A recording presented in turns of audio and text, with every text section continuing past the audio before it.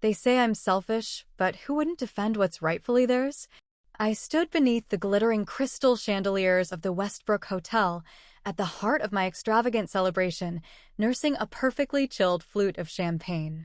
The sophisticated murmur of Houston's most influential figures swirled around me like a well-orchestrated melody.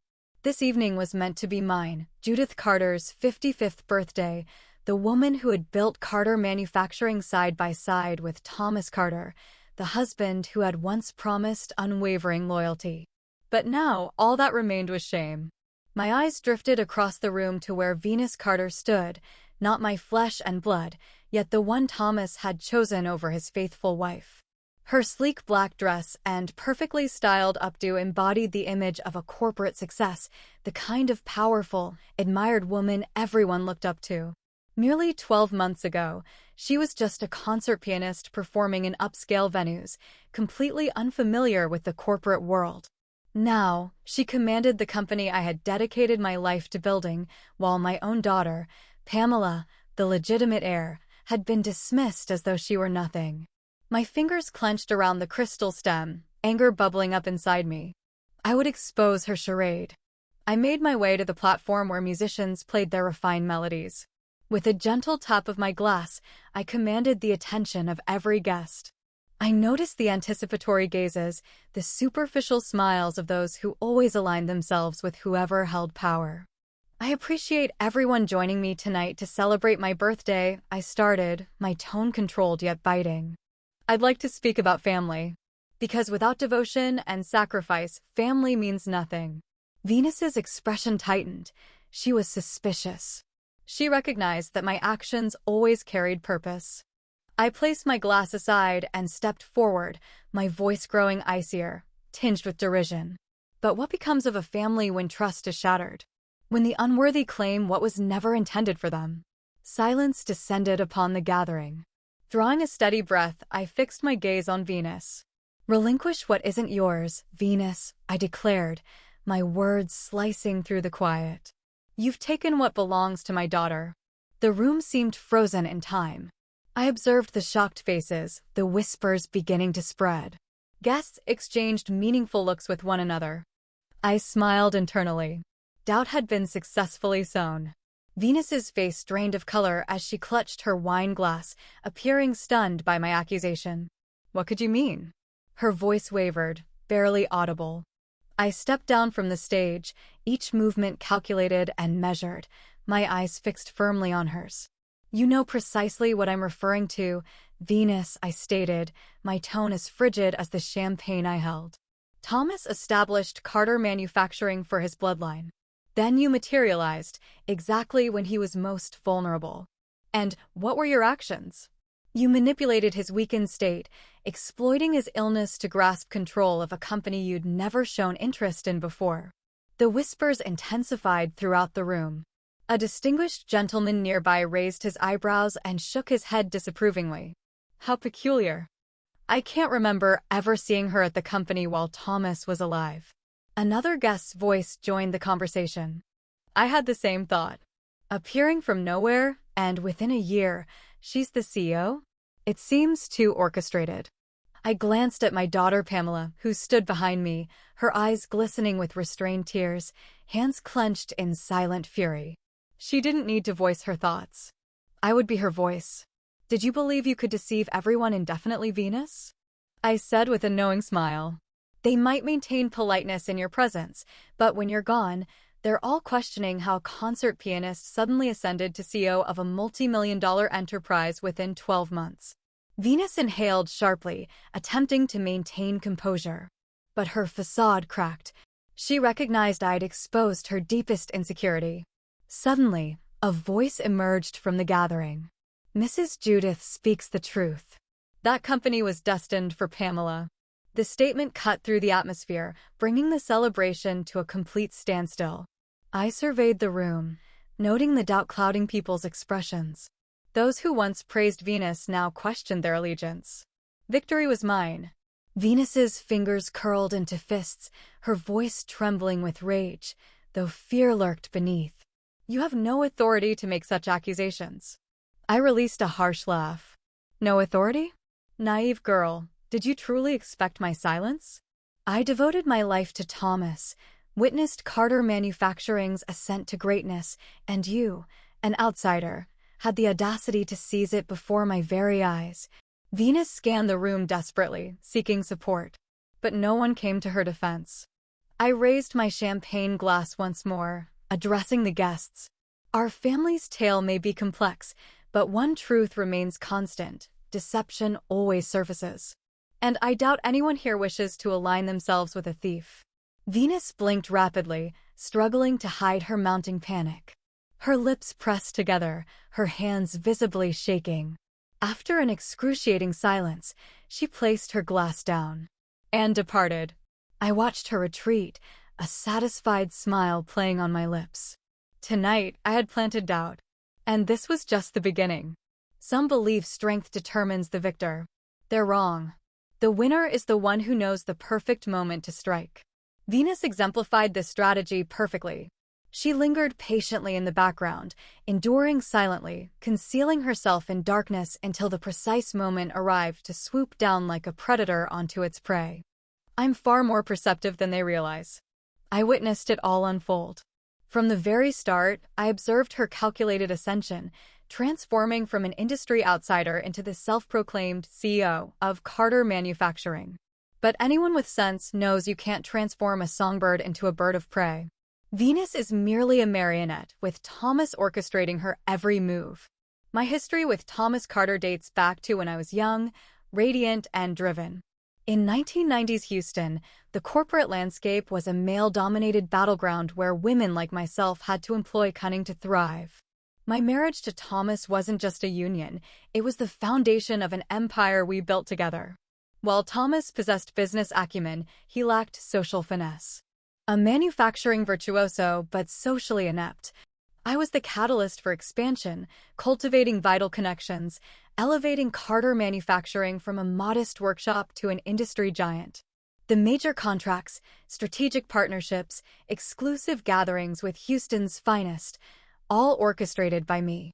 And where was Venus during these crucial years? She showed complete indifference toward Carter Manufacturing, consumed instead by her musical pursuits, global travels, and grandiose performances. The company's affairs never sparked her interest, no project involvement, no innovative input, no presence in crucial negotiations. Pamela, my daughter, stood in stark contrast. She was immersed in Carter Manufacturing's world from childhood, comprehending its intricacies, joining me in partnership discussions. Thomas acknowledged this truth, yet his actions betrayed us. My years in business taught me one crucial lesson: men's loyalty wavers when mortality looms. Cancer changed Thomas fundamentally. The once resolute man became susceptible to manipulation, his ultimate downfall. Venus recognized this vulnerability and struck with precise timing. Throughout Thomas's healthy years, Venus barely warranted mention. He observed her musical career from afar, silently proud of her stage appearances. But facing mortality, suddenly Venus became his neglected daughter, deserving recognition. Preposterous. Venus increased her visits strategically. She feigned concern for Thomas's health, expressed sudden interest in the company, portrayed herself as the devoted daughter. One particular day remains etched in my memory, discovering Thomas and Venus in hushed conversation in his office. Their immediate silence upon my entrance marked the first instance Thomas ever concealed anything from me. Months later, their secret emerged. Venus's acquisition of the company wasn't earned through merit or capability. She secured it through exploitation of a dying man's guilt. As Thomas's health deteriorated, she exploited every moment at his bedside to solidify her position as the only child who truly showed devotion to their father. She assisted Thomas with financial documentation review, an area she had previously shown zero interest in. She proposed corporate modifications, ideas that actually originated from Thomas himself, while she cleverly claimed them as her own innovations. She maintained a constant vigil by his bed, displaying artificial concern, all while methodically manipulating his vulnerable state. Then came the day Thomas summoned me to his chambers. His voice had grown so faint that I needed to lean in closely to catch his words. Judith, after careful consideration, I've decided Venus will inherit the company. She demonstrates strong business acumen. I barely contained my incredulous laughter. Venus?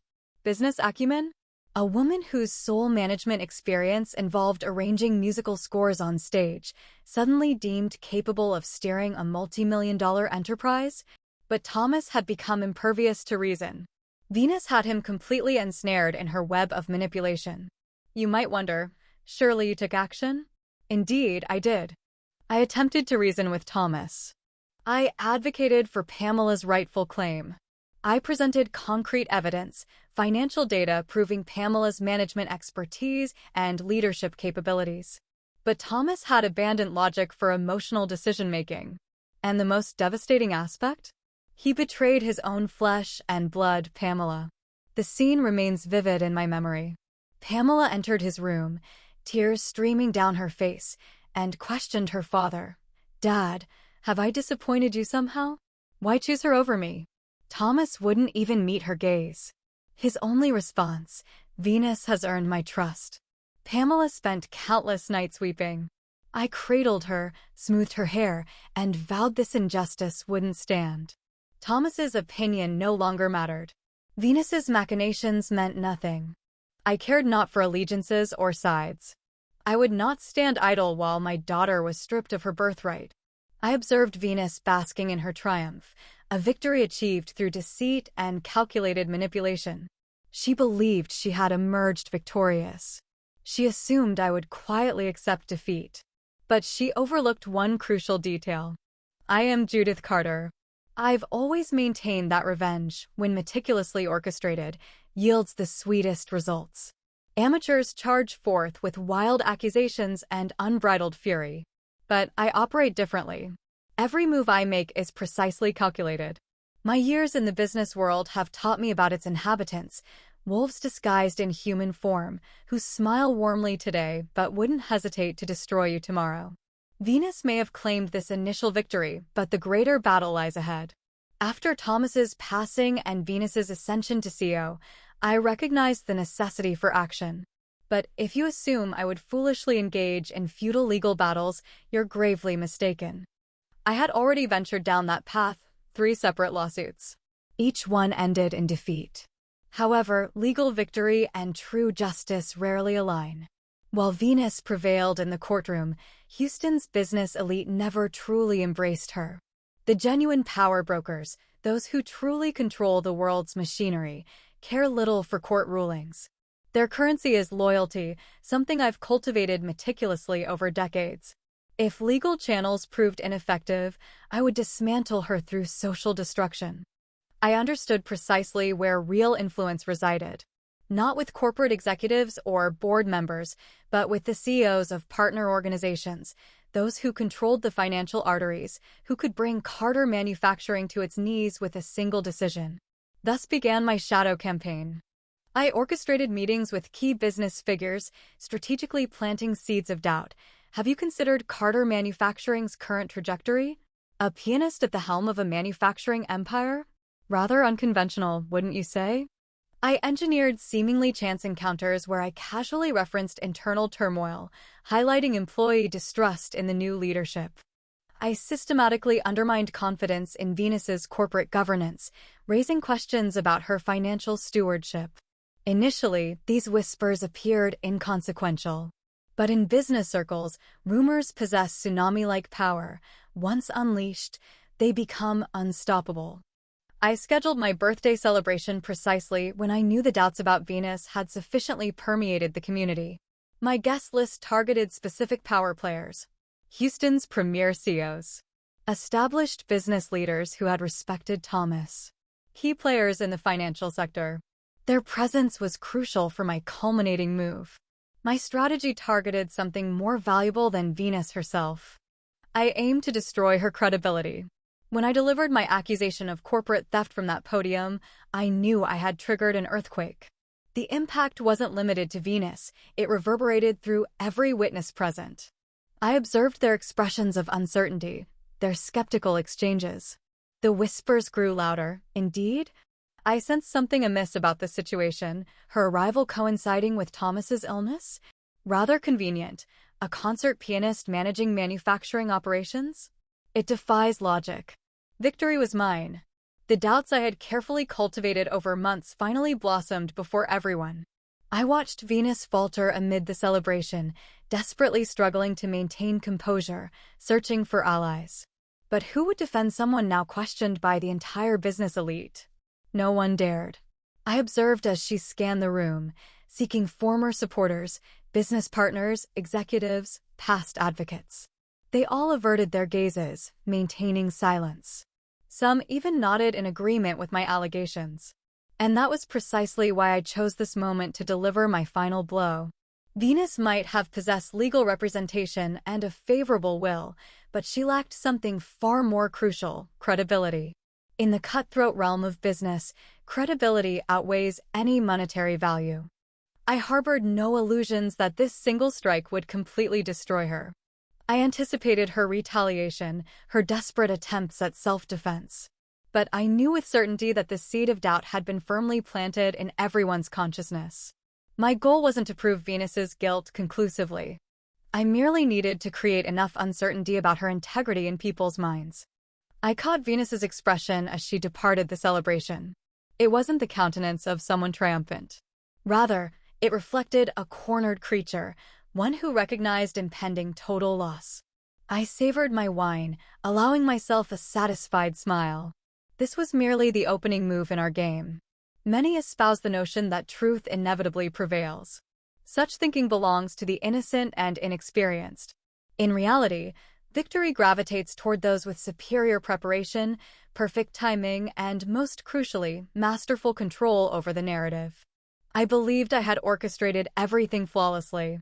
I had successfully humiliated Venus before the entire gathering, forcing her retreat with a bloodless complexion, leaving behind rumors that spread rapidly like an uncontrolled inferno. But I gravely miscalculated her resolve. Venus refused to vanish quietly. She didn't accept defeat like a vanquished opponent.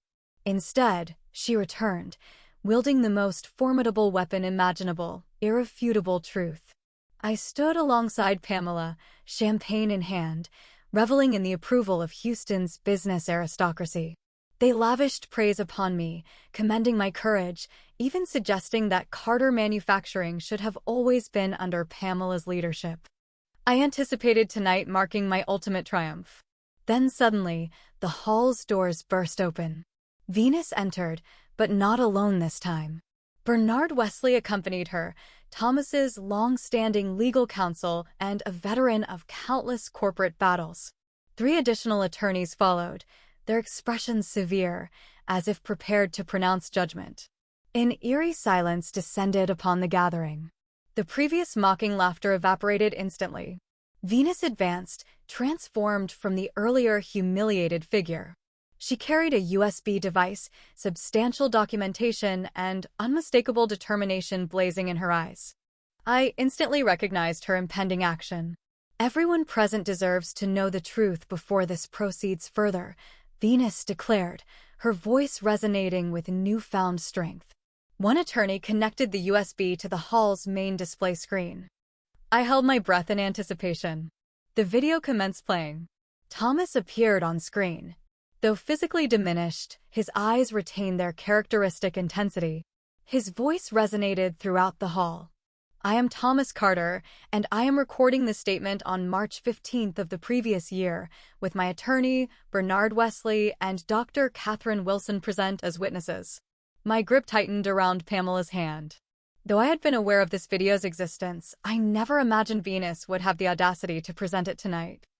I hereby declare my decision to entrust Carter Manufacturing to Venus Carter, not based on emotional ties, but because she has demonstrated the genuine capability to lead this organization.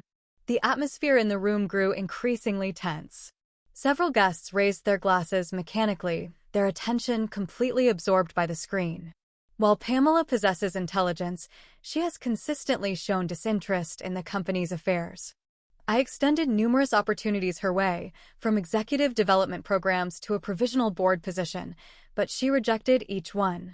The display transitioned to showcase a series of emails from Pamela, spanning multiple years, containing messages like, "I have no desire to dedicate my life to a manufacturing facility. This position holds no appeal for me." All eyes in the room shifted toward Pamela.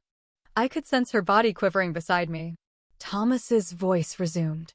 "Venus not only possesses the necessary competence, but also demonstrates unwavering commitment. When my health deteriorated, she abandoned her flourishing career in the arts to return and assume management responsibilities.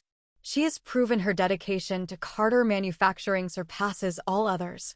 Scanning the room, I noticed my previous supporters beginning to waver. Several examined the documents before them, copies of the legal testament, financial statements revealing Venus's achievement of 22% growth within a single year of leadership. Venus's eyes met mine across the room. No words were necessary. She had successfully restored her reputation. The murmurs throughout the room were shifting. Those who had previously questioned her legitimacy were now reassessing their positions. But I couldn't allow this transformation to continue. I stepped forward, maintaining my poise. Any sign of weakness now would mean permanent defeat. "How remarkable," I said with a measured laugh, offering slow applause. "A truly impeccable presentation, Venus." Though everyone knows the most skilled deceivers craft the most flawless narratives. The attention of the entire room focused on me. I observed lingering uncertainty among some guests. This was my opportunity. Physical evidence? Documentation? Video recordings? All can be manipulated. Has anyone questioned Venus's timing in revealing this now, only after I spoke out? If this represented the truth, why maintain silence until this moment? Several heads nodded in agreement. I continued, my tone honeyed yet pointed. "I'm not compelling anyone to accept my version. I simply pose one question: who possesses the stronger motivation? A mother defending her daughter's rightful claim, or an opportunist who materialized as her father approached death and seized everything?"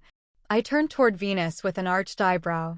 "You may possess the statistics and paperwork, but you'll never secure the most vital element: trust." The room remained charged with tension. While some had begun aligning with Venus, I could detect that complete conviction remained elusive. I hadn't reclaimed the company tonight, but I'd accomplished something equally valuable, ensuring Venus understood her position would never be entirely secure. I met her gaze unflinchingly. "This narrative isn't finished." I guided Pamela from the hall, leaving behind an atmosphere heavy with unspoken questions. The remainder of the evening held no importance for me. I knew Venus would spend countless hours attempting to validate herself, desperately trying to convince those who harbored lingering doubts. But the seed of uncertainty had been planted, and this was merely the beginning. I've never been one to accept defeat gracefully. As I departed the hall that evening, my head remained high. I glided through in my elegant gown, weathering the scrutinizing stares, some inquisitive, others smugly satisfied. They assumed Venus had emerged victorious with her calculated video presentation and carefully curated documentation. But they overlooked one crucial detail. My setbacks are always temporary. Instead of heading home, Pamela and I took an alternative route. I needed space to process, to strategize anew. Navigating Houston's illuminated nighttime streets, I meticulously reviewed each moment of the evening. I recalled the subtle reactions of the veteran executives watching the video, the meaningful glances exchanged as they examined the documents. Venus might have swayed them momentarily, but she couldn't eliminate one critical factor: uncertainty. Carter Manufacturing transcended mere business operations. It represented an intricate network of relationships where major decisions hinged not on legal paperwork, but on earned trust. And trust remained Venus's most significant deficit. I parked outside an exclusive River Oaks establishment. Home wasn't an option yet. I needed time to regain my composure and strategic focus. Pamela remained silent beside me, her complexion ashen.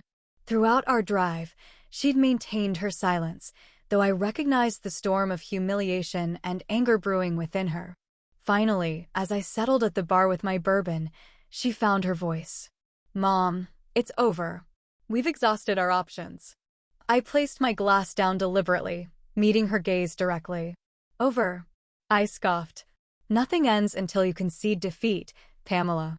I haven't surrendered. But you witnessed everything. Her voice trembled. They all believed Venus. The video, the figures, they trust her completely. I smiled knowingly, savoring my drink. Trust? People rarely believe anything immediately, darling. They simply follow the majority. And majorities are remarkably easy to influence. Pamela couldn't grasp it yet, but understanding would come. I refused to let her exist as someone discarded, a daughter whose father had cast her aside to bestow her rightful inheritance upon an outsider. Sitting at the bar, I scrolled through messages and emails on my phone. The news had already begun its rapid spread.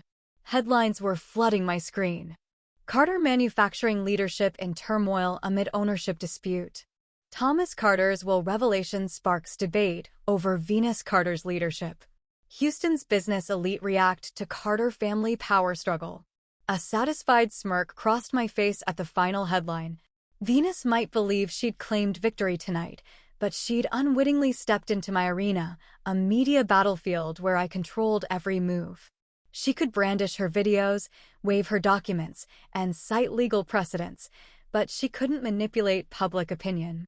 That was an art I had mastered over decades. I reached for my phone, dialing Victoria Hayes, editor-in-chief at one of Houston's most prestigious business journals and a longtime confidant. Victoria, I have something you'll find intriguing. Her knowing laugh echoed through the receiver. The headlines are everywhere, Judith. You certainly know how to create a spectacle. I shifted forward, my voice deliberately measured. Victoria, darling, you've only scratched the surface. Have I now? Tell me, what drives a pianist who's shunned her father's legacy for 3 decades to suddenly accept the CEO position as he lay dying? The pause told me she was already crafting her story. What are you suggesting? I savored another sip of bourbon, letting its warmth fuel my resolve. Just posing a question that your readers might find fascinating. Ending the call, I reclined in my seat, watching the amber liquid catch the bar's dim lighting. Let Venus celebrate her supposed triumph tonight. The truly skilled know that victory isn't claimed in a single battle, it's earned through a calculated campaign. She would soon face the relentless scrutiny of the media, the public's mounting suspicion, the doubts I would methodically plant in every corner. She might hold the company's reins, but she would never command the genuine loyalty of those who mattered. And when the moment was perfect, I would resurface, not merely to restore Carter Manufacturing to Pamela, but to systematically dismantle everything Venus Carter represented. I turned to study Pamela's face, noting the lingering doubt in her expression. Still convinced we're defeated? I asked with a knowing look. Pamela hesitated before speaking. What's your next move? Setting my glass down deliberately, I adjusted my diamond necklace with practiced elegance and allowed a calculated smile to grace my features. Now, my dear, we begin the real game. Most believe battles end with clear winners and losers. But true strategists understand that immediate victory isn't necessary. Success lies in ensuring your opponent never finds true peace. 6 months have elapsed since that fateful night at the Westbrook Hotel. 6 months since Venus wielded that video footage and meticulously arranged documents to weave her perfect narrative. 6 months since the world believed the power struggle had reached its conclusion. But they overlooked one crucial detail: I never concede defeat. Venus might have secured the company, but beneath her composed exterior, I knew uncertainty plagued her every decision. The media painted her as the dutiful daughter, the visionary CEO, the misunderstood heiress who courageously stepped forward to safeguard her father's empire. But that narrative barely scratched the surface. The reality was that Venus never achieved the iron grip over Carter Manufacturing that she so desperately craved. Business associates maintained their distance, with numerous deals mysteriously stalling without clear justification. Senior staff members steadily departed the organization, citing retirement or professional transitions. But I knew the underlying truth: their confidence had evaporated. Whispers persisted throughout the industry. Venus was merely a fortunate opportunist, not a true leader. The empire didn't collapse suddenly, but systematically, I ensured her foundation began to show its cracks. I departed Houston. After the upheaval, I needed fresh surroundings. Phoenix became my new home, though this relocation shouldn't be mistaken for capitulation. While Houston was my former battleground, physical presence isn't necessary to orchestrate the game. I possess networks, steadfast supporters, and, crucially, patience. Venus might believe she's emerged victorious. But in reality, I've allowed her temporary control, knowing she'll engineer her own downfall through inevitable missteps. And when that moment arrives, I'll make my return. Reality differs from storybook endings. Heroes don't always triumph, and villains rarely face immediate justice.